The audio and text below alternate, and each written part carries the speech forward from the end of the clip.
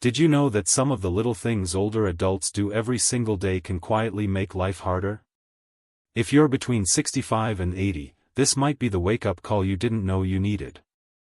In this video, we're going to talk about 5 surprising habits many seniors continue to hold on to. They might look harmless, but in reality, they keep you from living your best years with confidence, joy, and peace of mind. These aren't the same old tips you've heard 100 times. These are the small, overlooked choices that silently shape how you age, mentally, physically, and emotionally. I'm not here to judge you. I'm here to help you live stronger, smarter, and with more control over your time. So, if you've ever wondered what simple habits might be costing you your happiness, independence, or health, stay with me. Because what you learn today could save you years of regret. And trust me, number 5 is something almost everyone overlooks. Now, let's start with the first one, clinging to old grudges. One of the most damaging habits people carry into their 60s, 70s, and 80s is holding on to resentment. Maybe it's a family argument that never healed, a friend who betrayed your trust, or a neighbor who once said something hurtful. These grudges don't just sit in your memory, they live in your body and your spirit. You might think, but I have a right to be upset. And maybe you do. But here's the truth, the person who hurt you has probably moved on. They may not even remember what happened.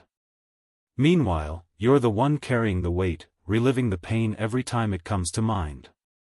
Bitterness doesn't hurt the person who wronged you, it hurts you. It clouds your heart, poisons your conversations, and even harms your physical health by increasing stress and inflammation. Think of it like dragging around a heavy suitcase every single day. Sooner or later, that weight becomes unbearable, and you stop enjoying the journey altogether. The energy you spend holding on to anger is the energy you could be using to heal, laugh, connect, and truly live. I once spoke to a man named Walter, 79 years old, who hadn't spoken to his sister in more than 30 years. They'd fought over their parents' will and never reconciled. When I asked him if he missed her, he said, every single day. But his pride wouldn't let him pick up the phone. After our conversation, Walter decided to call her, and that one call changed everything. They didn't fix every problem, but they laughed, they cried, and they said the words they'd been holding back for decades. Walter told me it was the lightest he'd felt in years. Forgiveness doesn't mean forgetting. It doesn't mean excusing what happened. It means deciding that your peace matters more than your pain. It means choosing freedom over the prison of resentment. And even if the other person never apologizes, forgiving them in your heart can still set you free. Let go. Not for them, for you. You've carried that weight long enough. It's time to put it down and move forward with a lighter step. Now, let's talk about number 2, ignoring your own appearance. Another trap many older adults fall into is thinking, why bother? Especially when it comes to their appearance. They stop fixing their hair, give up on wearing clothes that fit well, and avoid the mirror as if it no longer matters. But here's the truth, how you present yourself still affects how you feel inside. The moment you stop caring about your appearance is often the moment you start giving up on yourself. This isn't about chasing youth or pretending to be someone you're not. It's about maintaining dignity and self-respect. When you look in the mirror and see someone who is well-groomed, clean, and put together, you're reminded that you still care, that you still belong in this world and that you still have value. And that reminder matters even more as the years go by. Think about how good you feel after a fresh haircut, wearing your favorite outfit, or even just washing your face and applying a little moisturizer. It's not vanity, it's vitality. These small acts send a powerful message to your mind, you're still living, not just existing. And that changes everything, your posture, your confidence, and even your willingness to step out, socialize, and enjoy life. I remember Gloria, a 76-year-old woman who once told me she hadn't worn lipstick in years. It just didn't seem important anymore, she said. But after a friend convinced her to try a shade she used to love, something amazing happened. When she looked in the mirror, her whole face lit up. "I didn't realize how much I missed myself," she admitted. That one small tube of lipstick reminded her that she was still here, still beautiful, still worthy of attention. When you neglect your appearance, it often leads to isolation, low mood, and a sense of fading into the background. But when you take pride in how you look, even in the smallest ways, you come back to life. It's not about impressing others.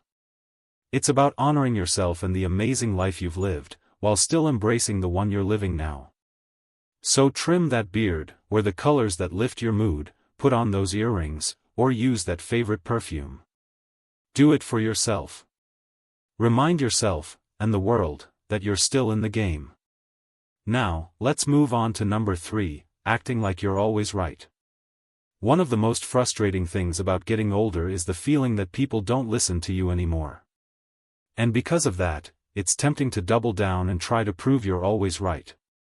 You start correcting people mid-sentence, shutting down opposing views, or insisting that your way is the only way. But here's the thing, doing this doesn't earn you respect. It only makes people pull away. True wisdom isn't about having all the answers. It's about knowing when to speak and when to listen. It's about recognizing that the world is still changing and that there's always more to learn. When you cling too tightly to being right, you shut yourself off from new conversations, fresh ideas, and even personal growth. And the worst part? You end up pushing people away without even realizing it.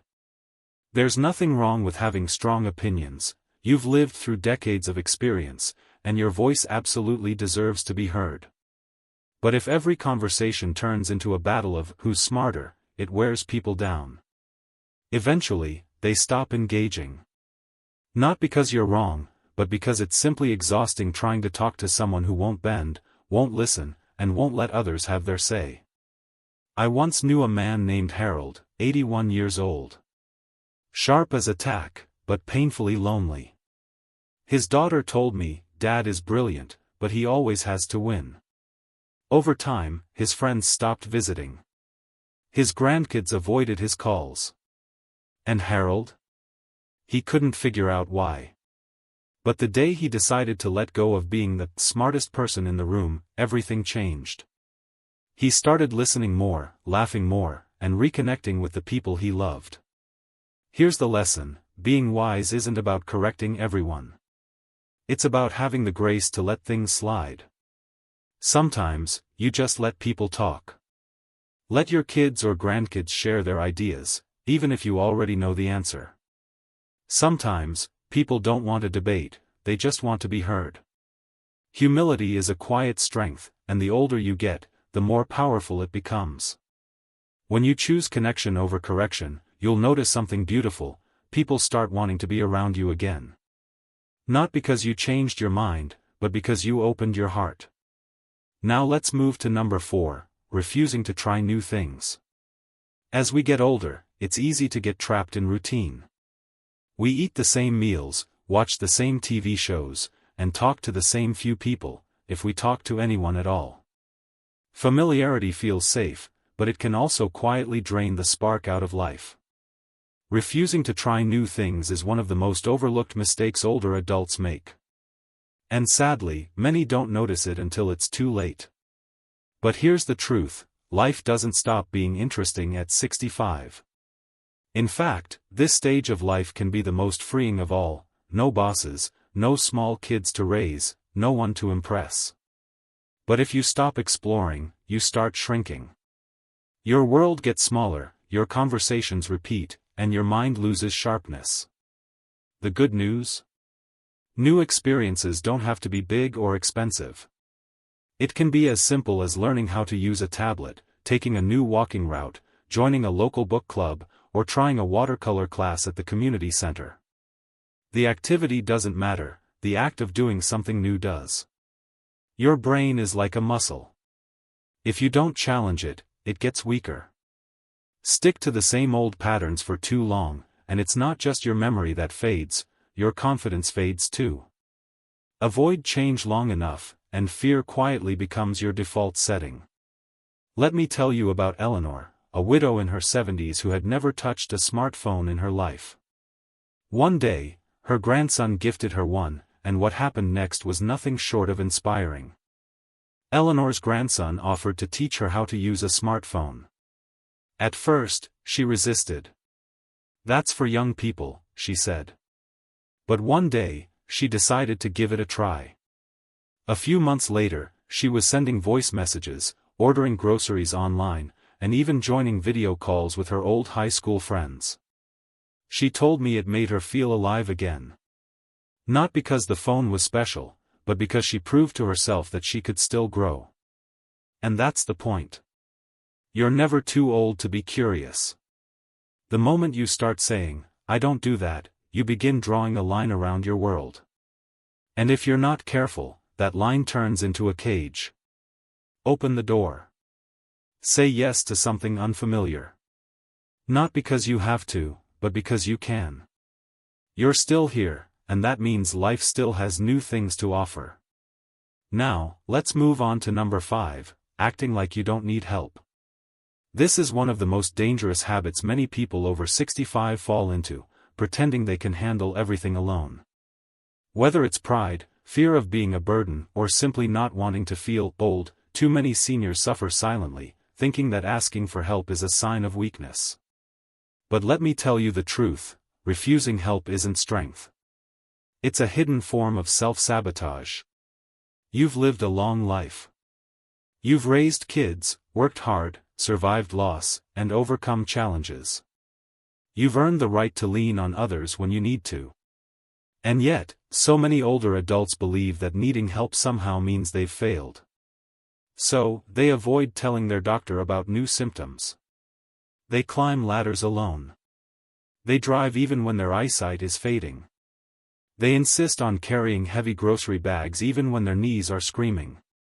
And far too often, these choices lead to preventable accidents, health problems, and unnecessary stress. Here's the truth, asking for help isn't giving up, it's taking control. It's smart. It shows that you care enough about yourself and the people who love you to stay safe, stay well, and stay connected. You are not a burden. In fact, you are a blessing. And letting others help you doesn't take away your independence, it strengthens it. There's also something most people don't realize: when you refuse help, you rob others of the chance to feel useful. Think about it. Your daughter offers to pick up your groceries. Your neighbor offers to rake your leaves. Your grandson offers to fix your computer. Saying yes doesn't just make your life easier, it gives them purpose and allows them to show their love for you. Take Jim, for example.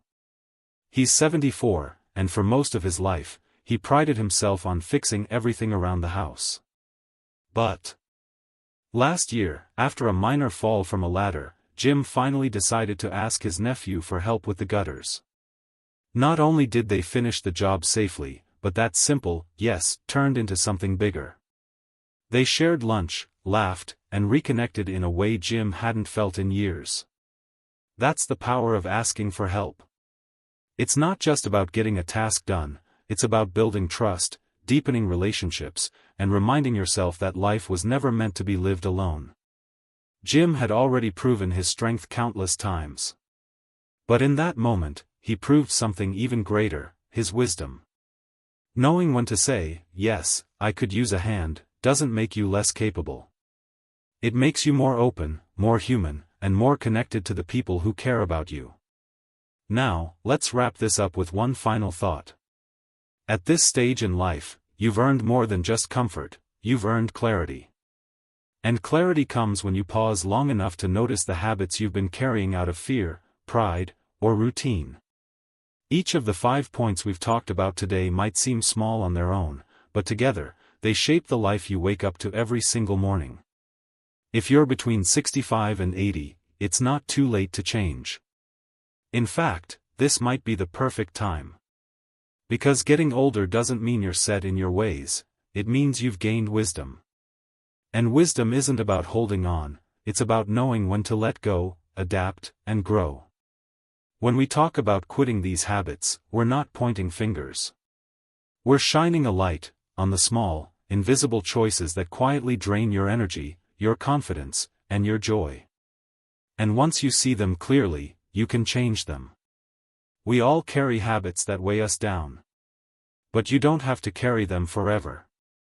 The moment you decide to let one go, you feel it, your shoulders get lighter, your mind gets clearer, and suddenly, life feels less like something to get through, and more like something to enjoy again.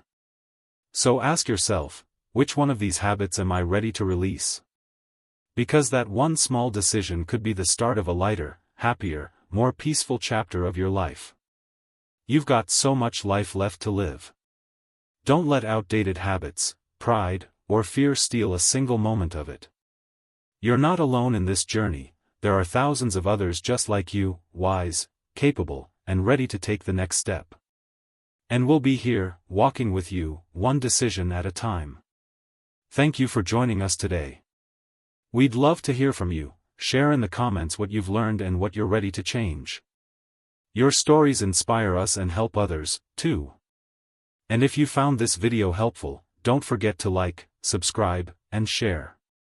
Your support allows us to keep creating content that informs, encourages, and inspires. Until next time, stay strong, stay open, and never stop living lighter.